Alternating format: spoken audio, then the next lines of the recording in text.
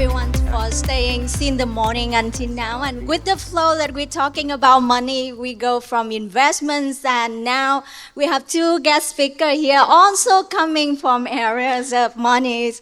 They're all from banking. So we have Khang, CEO of Liobank, one of the fastest growing digital bank now in Vietnam. And we have Anh Tus, Chief Transformation Officer from ACB, one of the top commercial banks here in Vietnam. And this topic, I think that is going to be relevant to a lot of you here because we are here looking for opportunity to work at corporates, and it's all the big top corporates here. So we want to share with you all the experience and lesson how to be able to make a smooth transition from overseas to Vietnamese business, and also how to be able to build the skill to successful and prepare you guys to leadership position here in corporates in Vietnam.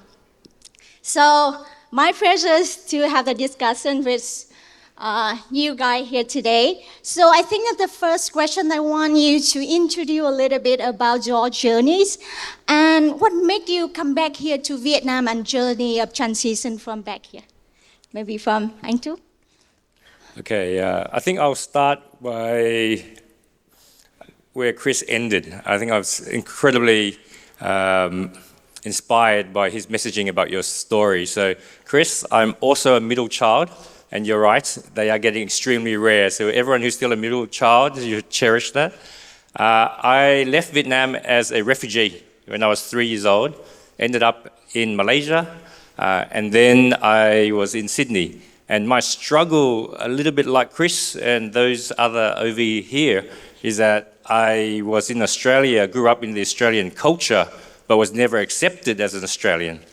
So at every stage of my schooling and my education, my postgraduate, my work life, there was always, and in Australia we call it like a bamboo ceiling. So as an Vietnamese in Australia, I always had to work 50% and 100% harder to get to where the locals needed to be. And so it was my personal struggle in dealing with that. And so my driver to come back to Vietnam was, hey, if I look Vietnamese, maybe I'll be accepted in Vietnam. So when I went back to Vietnam, I had the opposite problem. I look Vietnamese, but I didn't sound Vietnamese, I didn't think Vietnamese, I didn't act Vietnamese. So now I'm not accepted in Vietnam. So now I'm in this interesting halfway house. I'm sort of Vietnamese and sort of not Vietnamese. And I think that's the struggle that I will deal with for the rest of my life because it's printed on my passport. My passport says I'm an Australian citizen, but my country of birth, Vietnam. So I think that's something that will define me and continue to define who I am. And if I share a little bit more about my story is that I did all my education in Australia. I worked for CBA, so I think someone here worked for Westpac, so that's the largest bank in Australia. I was fast-tracked through all the management trainee programs. I was the youngest institutional banker. I was the youngest in the strategy team. I was a senior leader at a very young age. But all of that was extremely hard to do because of my background. I had lots of people sponsoring me, which was good. But I always had this inner desire to find out about my home country. Like, I couldn't speak Vietnamese well. I didn't understand the language, the culture, the history. So there was a chance working at CBA for me to find out more about Vietnam. I was in South Africa for 2 years. In South Africa, I built a development center. So I agree that Vietnam has great technical knowledge at a good price point.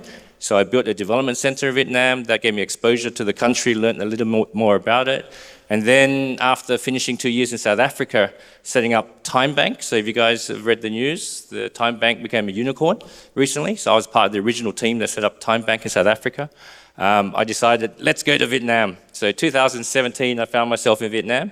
I was fortunate enough to land in a very large corporate owned by one of the wealthiest men in the country, which is Techcombank. So at Techcombank, I was part of the retail banking leadership team, so I was deputy head of retail banking division.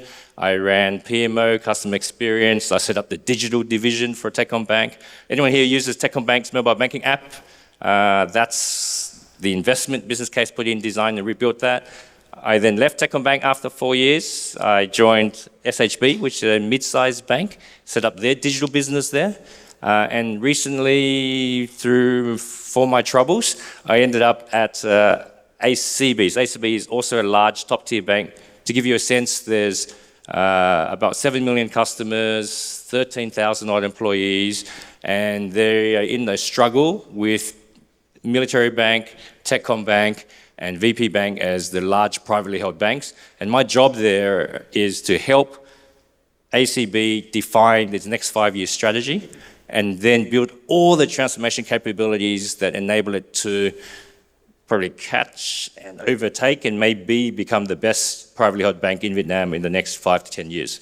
So, just my little sales pitch, whoever's interested in joining and working for a large bank with big motivation, big aspirations, where you make some money, but there is a lot of purpose behind it, then yeah, please message me and I'll be happy to consider it. Thanks, guys.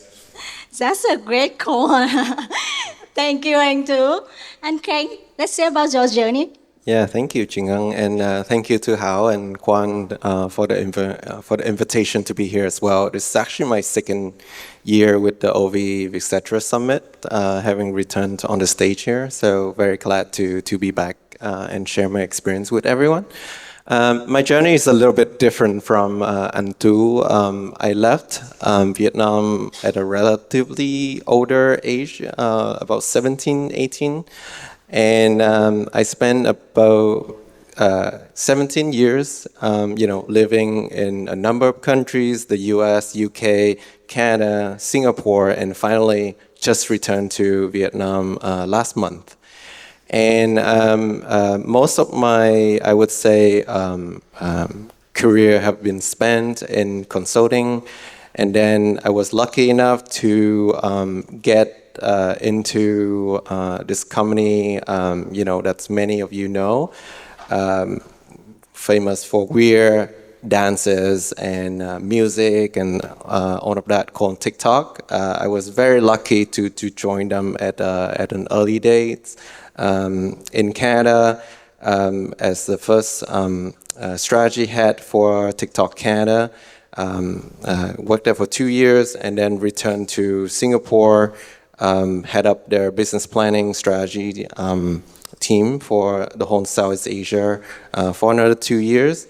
And I figure, even after 17 years and now that I'm living in Singapore, it's still not close enough to my family that I have decided to persuade my wife, who's in the audience today, to, just pack up and, coming back home for good. And I'm super lucky to when I returned to Vietnam, to be part of the Liobank team, and shout out to our Liobank team in the audience as well. We have a booth right outside. I would encourage everyone to come and check us out. I think objectively we have one of the coolest banking apps. No offense, Anh Tu. In Vietnam, so would encourage everyone to just check it out ourselves. But yeah, super lucky to be here and be part of the growth story of Vietnam. Thank you, you guys. And we see a lot of attractive opportunities now here working for banking corporates here in Vietnam. And it's also very interesting to hear their story where anh Tu he have experience from Africans, Australians, and Vietnams, and Khanh have experience living and working in Canada, US, and Singapore. These two, our guest speaker already cover all over the world. So I am guessing that they're sharing on a relevant to all of you, whether you are going out for living or working from and coming back to Vietnam now. So the second question that I want you to say is, what lesson that you have learned from leading in international market that you feel were very valuable when you bring it back here and apply in Vietnamese business?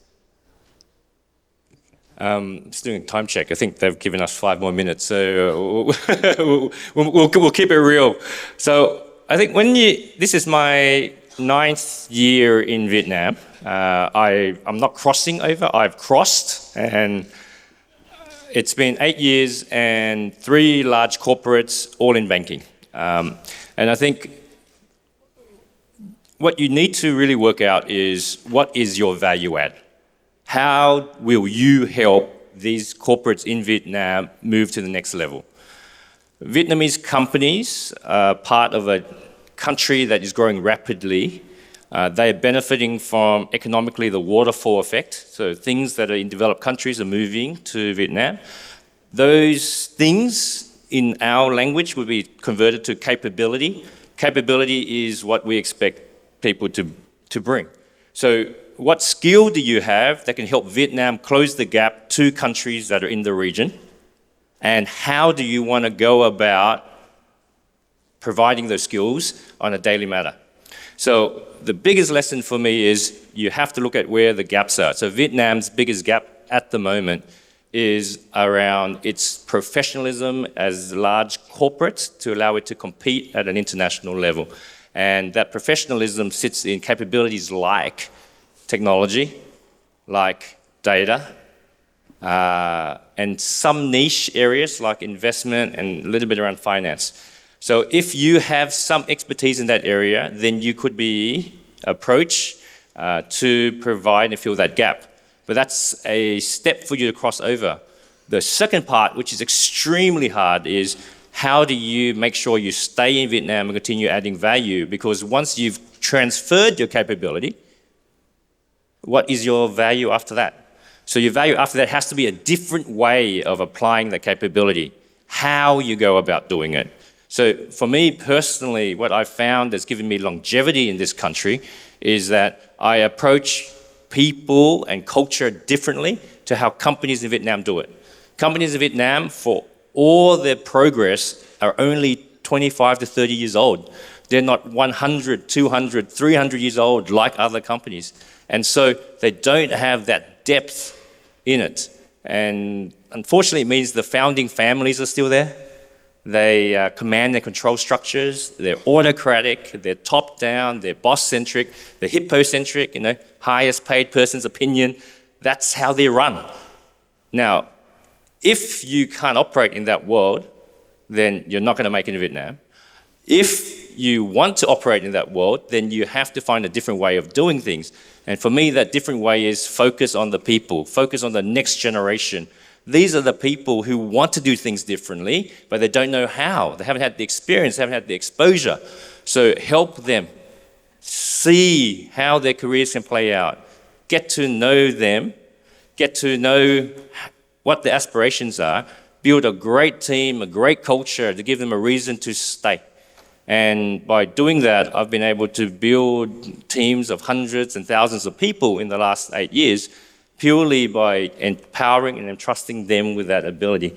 So if you come back, bring your way of work, focus on people, and I am 100% sure that will allow you to be successful and allow you to build a long career in Vietnam, at least for the next 10 to 15 years, when Vietnam then starts to transform into a more modern work culture where people start to value people more. But until then, that should be your niche. Bring your expertise and your different way of work. Okay. I cannot agree more with Antu sharing. With me, it's my experience at working, because I'm doing leadership training and do a lot of leadership training for management leader here in corporate. And the more I provide the training in the new leadership style for a senior leader, I just wish that they have been learned it since their early age.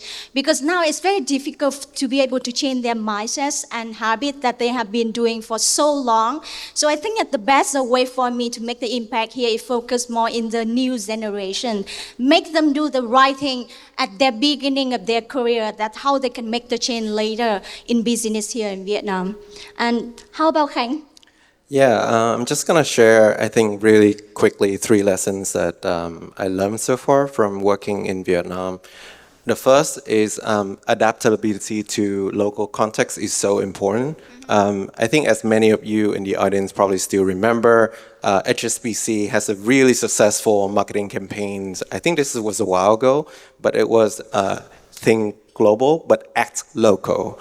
And I think this is a sort of like a mindset that we should adopt for any overseas Vietnamese or anyone expat who comes to Vietnam. At TikTok, I think we learned in the very early days that, you know, when we grow globally, it's important to adopt our whatever policy that we want to launch globally into the local context.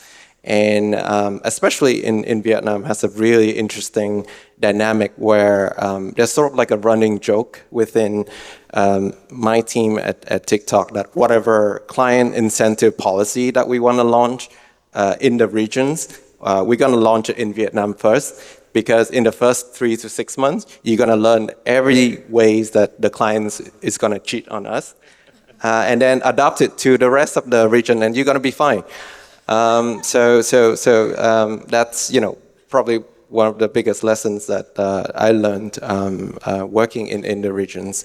The second one is balancing between innovations and regulations. As many in the audience know, you know, 2024 is a year of transformational in terms of like regulations in Vietnam, where the State Bank of Vietnam has pushed out a number of circulars and policies to enforce, you know, everything from how do you KYC your banking clients and all that, and like many other players, you know, Liobank is quickly adapting to this dynamic as well. And I was, you know, sitting with one of my team members who were complaining like, oh, you know, geez, you know, we have to like struggle so much with all of these, like keep changing regulations every day. And I told them, well, you know, you should try and live in Canada for a couple of months, and then you see how even much more regulated the banking industry is there.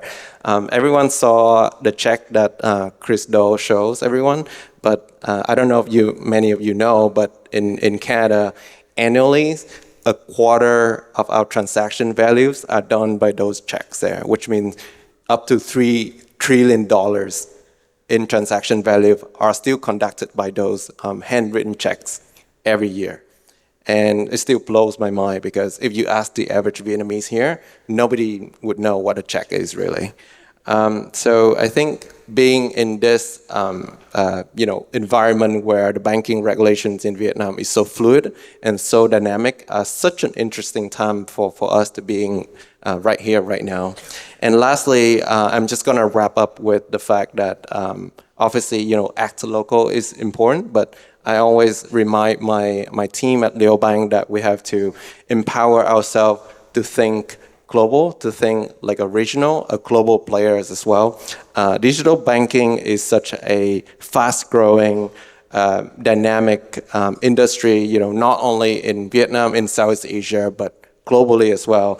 Like Antu mentions, you know, there are these much bigger players than us, like Nubank, Tambank. There's just so many lessons from the growth story that we can learn and adapt into our growth strategy in Vietnam that, you know, I always encourage my team to study them very carefully every day, every week as well. So those are the 3 lessons that I would share.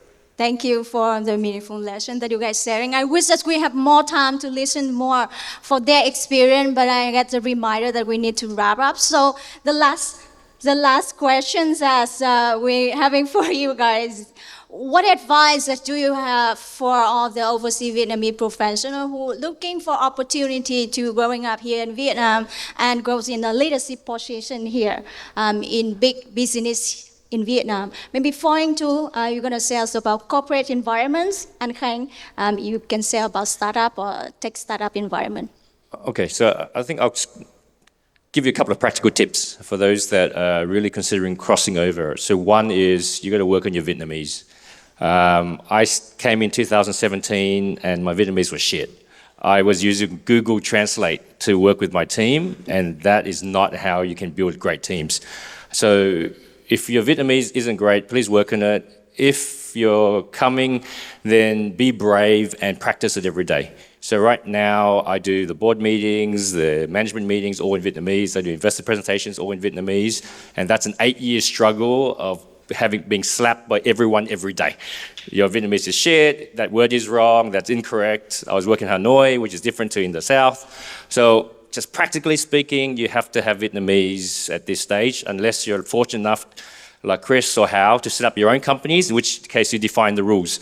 But if you don't, then you gotta learn to play the game. And in Vietnam, you have to know Vietnamese, because most corporations, with the exception of Techcombank, have not switched to become English-speaking as the main language of the company. The second tip is don't expect to be paid a lot. I mean, shit. The average salary of a person in Vietnam a year is $500. So, I think this is where hopefully you've made your money. And now it's about purpose-driven.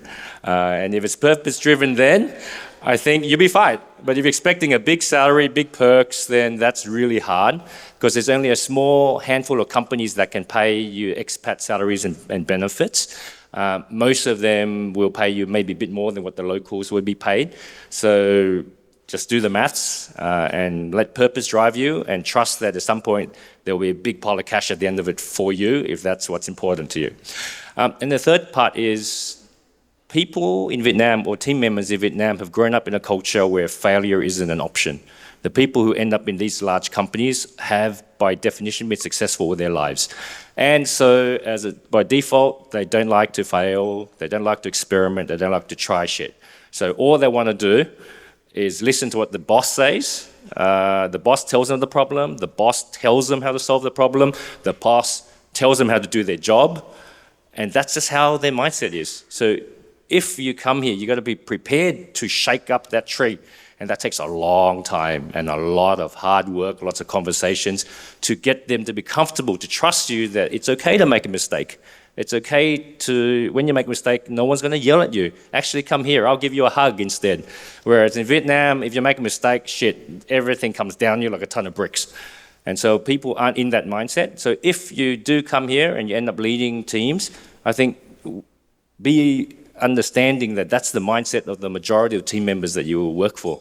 And so for you to be successful, they need to open up to you.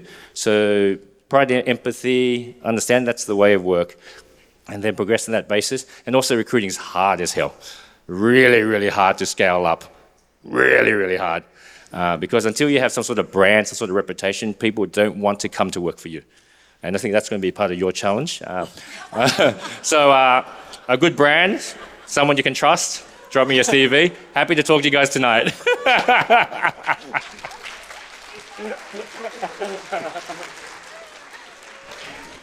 Khánh is just coming back for about a month now. You ready for it?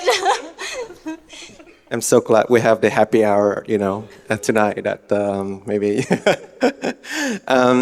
But yeah, I mean, when I completely agree with Antu on, don't expect to be paid like, Wall Street or like Silicon Valley, big tech salaries when you come back. But on the flip side, also, learn to appreciate the low cost of living in Vietnam, right? Where you can get a bowl of pho for like $2 instead of, exactly. In Canada, when me and my wife go out and get pho, we pay like $20 plus tax and tips, which is like heartbroken every time you like want to, damn it.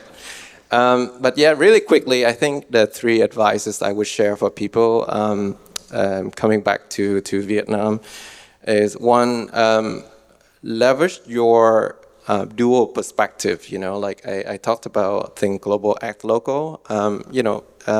Use that to your advantage, right? Like a lot of the employers here, ourselves included, really appreciate people who have that dual perspective and dynamics of, you have this experience in the developed markets, but you're willing to get your hands dirty and, be like a local players in the Vietnam context. And that's very, very valuable because, we always look for people with very interesting, insightful perspective from how do you develop your career in these, big tech, big corporations in the developed markets.